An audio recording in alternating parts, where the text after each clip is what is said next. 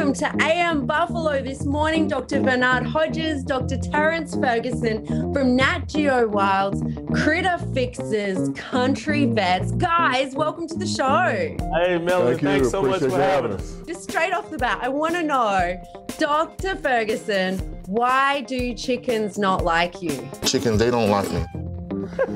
Well, the story is, so when I was young, I had a great aunt who had chickens. And, I was very young. I'm 5 or 6 years old, and she asked me to go into the hen house and gather the eggs. So I gathered the eggs, and on my way out, I may have been 5 or 6 feet from the gate, and I thought I was home free, and I started to run. And as I started to run, the rooster got me.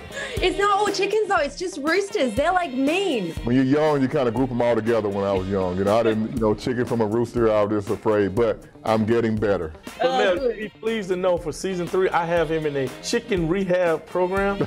So we're trying to rehab him. Intervention. Yes. A chicken intervention. Yes. Oh my gosh, that is so awesome.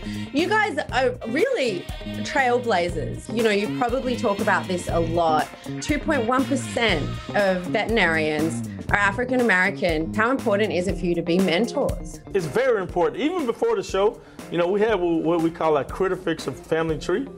And what we've done is we have 63 black veterinarians that have come to our clinic, or we have written them notes to get into vet school. And, we started this almost 25 years ago, just trying to motivate and show, that it's possible. Because the problem is, if you never see a black veterinarian, you don't have that aspiration to be one. It's interesting how in life we kind of have to see things to believe it.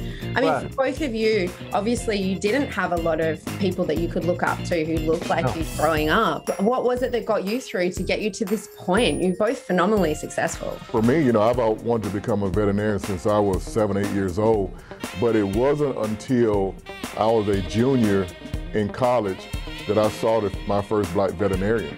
And there was a time before that, but during my undergrad, that I wasn't sure if I could become a veterinarian, because although I grew up wanting to become one, I had never seen one that looked like me. But I saw a lot of other professions that looked like me, and I was going to almost, change profession and maybe do something in fisheries and wildlife.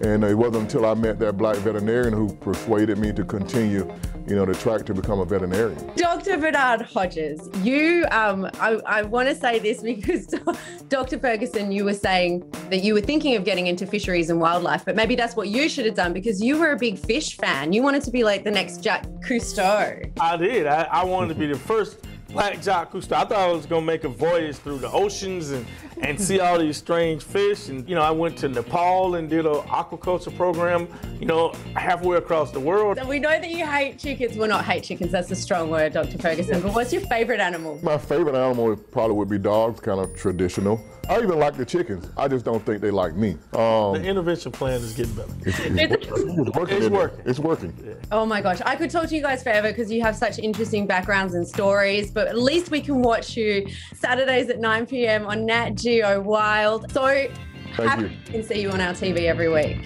Thank you. Thank you.